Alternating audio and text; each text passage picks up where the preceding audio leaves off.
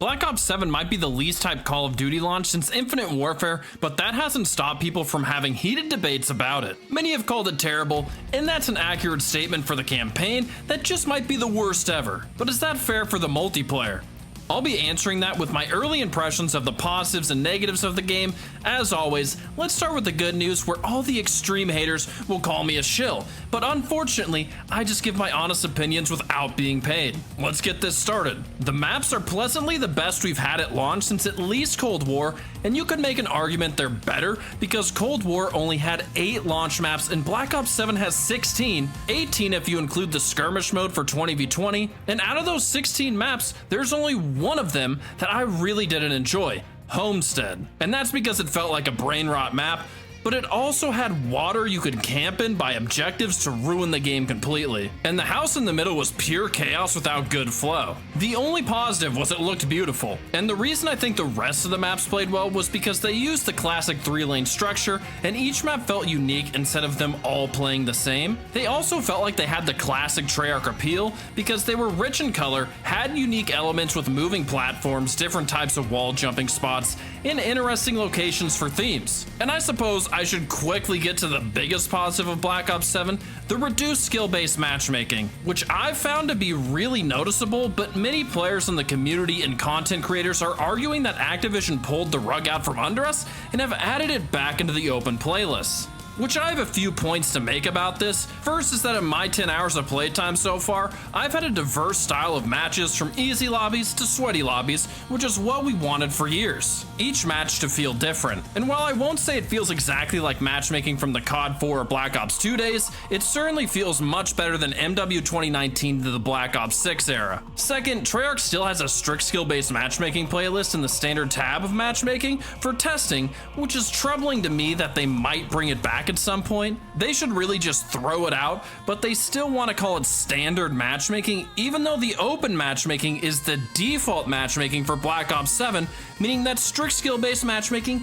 is not the standard, which is why Treyarch's wording does concern me, but anyone saying the open matchmaking is still strict is just incorrect. Because my matches don't take 2 minutes to find lobbies anymore, my connection is consistently good, and I have varied lobby experiences. Is it perfect? No. But is it much improved from the past 6 Call of Duties? Yes. And the main reason is that I don't feel like I get punished for having a good game or rewarded for having a bad game. I just get random experiences, which should make almost everyone happy. And if you're enjoying the video, please hit that like button to let me know and help out the channel. Thank you guys. Now that that's out of the way, let's talk about the next positive. The movement. It continues off of the Black Ops 6 Omni movement, but does it better. They remove the tac sprint unless you use a perk to get it, which helps make the whole experience feel a lot smoother. It tones down Black Ops 6's movement paired with Black Ops 3 movement, or at least that's what it feels like to me with the wall jumping they added to it. This allows us to push enemies camping in buildings or second story locations in different ways. Each of the 13 new maps have a couple specific wall jumping spots they clearly want you to use, but you can still use it on almost every other structure on the map. It's fun to use, but you don't have to, which is what makes it so good to me. That's one of the big reasons Black Ops 3 was better than Advanced Warfare. BO3 didn't make advanced movement necessary to use to play the maps, but also made it fun to use. Treyarch also fixed an issue from the beta where you needed dexterity to ADS after a wall jump, making it a crutch perk. So now you can wall jump ADS without using dexterity, a big improvement for gameplay. And the main points from this are they took away tac sprint, which helped refine the movement, wall jumping is a fun addition, and BO7 Omni movement feels clean. If you guys enjoy my videos, please subscribe so you don't miss any, and side note, I'm less than 400 subscribers away from 100k, so I'd really appreciate it. Thank you, legends. And don't worry, haters, I only have a few positives left to say. We'll be to the bad soon enough, but going into another positive, the weapons. We finally have non-modern era weapons, so we can actually have some new guns, as well as some of the throwbacks to other games like Black Ops 2 with the M8A1 and Peacekeeper. It's tiring to always play games from World War II or the modern setting, because then we don't get a variety of guns from year to year. Call of Duty is the best when we have changes from COD to COD with breaks in between, which obviously we've had a problem with because we had 2 straight Modern Warfare games and now we have 2 straight Black Ops games. But that's an overarching issue with the Call of Duty series itself and not Black Ops 7. Moving on to the progression system that has been very lackluster in recent games has become much improved with BO7 with camos and overclocks. And the reason this is such a big deal is because multiplayer has felt like a Warzone level up simulator since 2020, where no one actually cared to play the multiplayer, which is why every game has had Nuketown 24/7, or Shipment 24/7, or Stakeout 24/7. It was just brain rot to level up guns quickly or get camos quickly. The progression in Black Ops 7 has the normal camo grind, but also weapon prestige camos where you unlock new challenges, but have to reset your gun to level 1 to re-unlock attachments. It gives you a reason or a challenge to keep playing. But what I really like is the overclock system, which helps improve score streaks, field upgrades, and equipment. The only way to unlock them is by using them. It helps give variety to the game, whether it's who you're playing against or what you're using yourself. Also gives you more customization. Alright haters, we are on the last positive, and we will have plenty of negatives for you where the other side will call me a hater. There's something for everyone.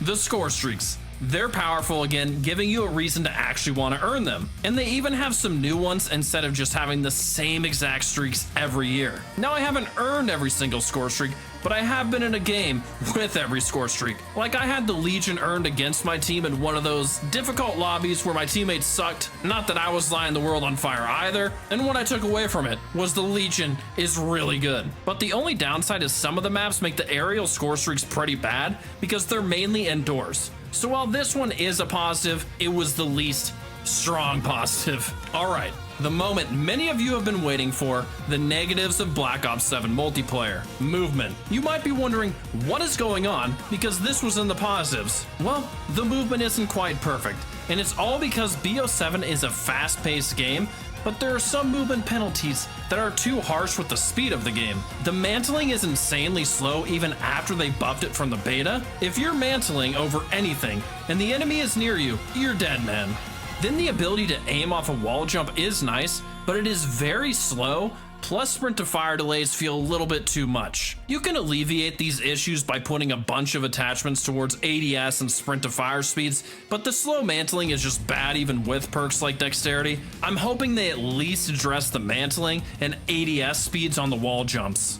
Next up, aim assist nerf. I'm not super upset about this one, but it feels like they overdid it slightly. I think they went in the correct direction because aim assist has been way too strong for years now, and I'm saying this as a controller player, and I'm not exaggerating when I say this is the weakest aim assist we've ever had in Call of Duty. Luckily, I've been playing a lot of Battlefield 6 recently, like probably most of you, and Battlefield games always have weaker aim assist, which allowed me to adjust to Call of Duty's new aim assist without knowing it. However, the speed of Black Ops 7 caught me off guard after playing so much BF6. Took me a couple games to adjust. And a quick tip to any one of you who actually has Black Ops 7 currently is to use linear aim assist instead of dynamic with how they nerfed it. I told my friend to do that and he became a whole new player after. But once again, not a giant issue for me, but it might be for you. Now for a much bigger issue, the time to kill. It's too fast for my liking. It feels more like an Infinity Ward game than Treyarch, which you may like, but I've always preferred Treyarch's slightly slower TTK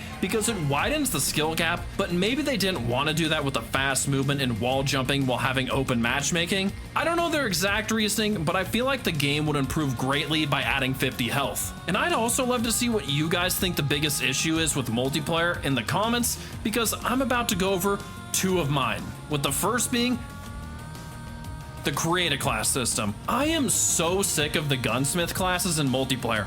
It's perfect for Warzone, but inferior for multi. And I actually really enjoy Warzone, which I know some of you don't, but Call of Duty MP has been geared towards Warzone for too long. One, I would love to be able to use different score streaks for each class I make, like I could in the original Modern Warfare 3 in 2011. I don't understand why Call of Duty likes to remove good features, but they seem to do it all the time. Like I'd also love to see the Ghost perk system come back at some point, instead of just picking 3 perks where I feel like I have to pick at least 2 perks from the same color so I can get a 4th perk for free. I also feel like with the lack of health and speed of Black Black Ops 7, I have to use the stim shot on every class, locking up my tactical grenade spot. An issue that could easily be fixed with the slower time to kill adjustment. And maybe they could even bring back the pick 10 system, where we can't use 5 to 8 attachments on every single weapon. And that just might be able to make us escape the best class setup videos on YouTube and TikTok. There's just too many of them. Then another issue that just annoys me is no looping score streaks unless you use a perk. Like, why? It was a feature we had back with Black Ops 2 in 2012. But now once you earn them, you have to die to earn them again. Why should we purposely die just so we can earn score streaks again? Why punish players for doing well? Do they want good players to waste a perk slot on looping score streaks that might be useful once a game? I will never use that perk because it's dumb. But it's even dumber to make that perk instead of just having looping score streaks in the game. I will just never understand this decision. Next up, the health bar. Some people might like it, but I don't. Is it helpful to see? Yes, because it allows you to engage into combat with extra knowledge, as well as you know when to stop shooting. But I think it takes away decision making and skill. Makes it a lot easier for no reason. There's a couple other issues like lobbies disbanding randomly. It feels like sometimes I'll have the same players for 2 games, then they get kicked out. Or it's after 3 games, or 1 game. It just feels really inconsistent, and the lobby should disband when players choose to leave. Then I don't like maps not being in every playlist outside of the skirmish maps for 20v20, because those obviously wouldn't work for 6v6. And of course, private matches suck in comparison to the Black Ops 1 to Black Ops 2 days. And now that I got the Call of Duty enjoyers and haters mad at me in this video, let's give a final breakdown of my overall thoughts. I'm enjoying Black Ops 7 multiplayer. I think it's better than pretty much every recent multiplayer for the sole reason of the matchmaking and maps being at a higher quality. Infinity Ward hasn't made good maps in a decade. Treyarch flopped in Black Ops 6, and Sledgehammer hasn't really gotten a fair chance because of Activision. And while I'm enjoying it, I'd really like to see Treyarch make some of the changes in order to elevate it from enjoyable to a really good game. I hope everyone playing Black Ops 7 multiplayer gives it a fair chance, rather than just hating it to hate it like they did with Infinite Warfare. And if you want to see you can trust my opinion, check out the best Call of Duty tier list ever right here. I know you'll enjoy it, and then you'll learn you can trust my feedback here. Peace.